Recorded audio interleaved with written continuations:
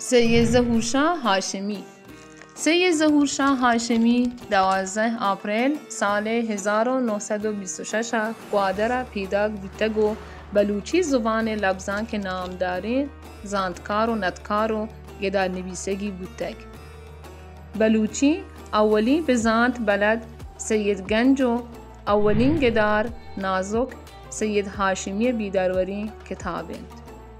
سید هاشمی یک تاموری حمل و محگنج نامه هم نوشتگ. پیش چه سید هاشمی بلوچی نوشتاری زبانه یک دستی سیاهگی نبیتگ. سید هاشمی ای باره بلوچی اولین سیاهگی کتاب که آیی نام بلوچی سیاهگ راست نویسگند نوشتگ و رد و بند داتگ.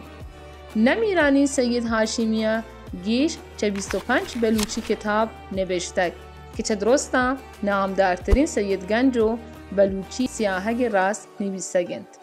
هانول سید هاشمی لچهانی چیدگ بودتگ که هانول نام هر کجا سید هاشمی لچهانی بلوچی لبزان که استال و شهسسه واجه سید هاشمی رند چبازین درد و رنج و نادراهی 4 مارچ سال 1978 کراچی ای کورهین دنیای ویل کتو آبادمان بود.